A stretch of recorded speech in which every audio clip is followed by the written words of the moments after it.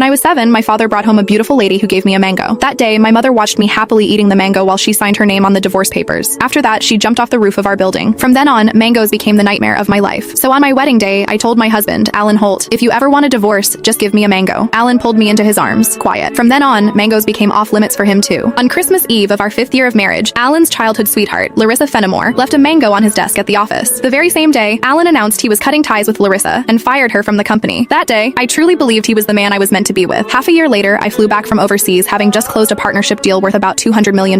At the celebration dinner, Alan handed me a drink. After I had finished half the glass, his so-called childhood sweetheart, the woman who had been kicked out of the company, stood behind me with a big grin and asked, "Does the mango juice taste good?" I stared at Alan in disbelief, and he was trying hard not to laugh. "Don't be mad. Larissa insisted I played a little joke on you. I didn't actually give you a mango. I just gave you a bottle of mango juice." But I think she's right. The fact that you don't eat mangoes is a real problem. You were really enjoying that juice just now. My face went cold. I lifted my hand and threw the rest of the mango juice in his face, then turned around and walked away. Some things are never a joke. I wouldn't kid around with mangoes or divorce. Ms. Mendez, your stomach condition flared up again because of stress and emotional triggers. If there's something you really don't like to eat, you mustn't force it down again. The next time might not just be a stomach ache. We might have to remove part of your stomach. Stay in the hospital for observation for 1 day and contact your family as soon as you can. When I heard the doctor say that, I went completely quiet. For the sake of a new project, I had been overseas for 39 straight days, working day and night, and I finally made it back in one piece. I never expected that at the celebration dinner, 1 glass of mango juice from Alan Holt would land me right in a hospital bed. Out of habit, I tapped open my pinned chat, typed 2 words, and then realized something felt off. Looking closely, I confirmed that it was Alan Holt. He had just changed his profile picture. Now it was a green mango. While I was staring blankly at the chat window, Alan's call came through. He sounded cold. "I'm already home. Where are you?" I said nothing. Any other time, I would soften my voice and act like a spoiled little girl with him. But tonight, I honestly didn't know what to say. Alan sounded annoyed. "Myra, how long are you planning to keep this up? I'm at the hospital." Alan went quiet. He had never shown much interest in my health. He would never have guessed that 1 glass of mango juice from him would send me straight to the emergency room. "Stay put at the hospital. I'm coming over right now." I didn't want to deal with him, but my body was so weak that I didn't feel like moving at all. Time dragged by. The doctor came in to check on me 3 different times, and Alan still didn't show up. Right before I went to sleep, I glanced at my phone one last time and saw Larissa Fenimore's new post on her social feed. "Every time I get hurt, my knight in shining armor shows up. I'm so lucky." The picture under it was a shot of Alan putting a bandage on her. Larissa's profile picture was a yellow mango. It was pretty, but it made me sick. Alan and I had known each other for 10 years, and he had always known exactly where my bottom line was. After so many years in business, he also knew perfectly well how to keep a proper distance from other women. But now, he kept crossing that line again and again. In that case, our marriage and the newest project I had negotiated no longer needed to exist. I had closed a $200 million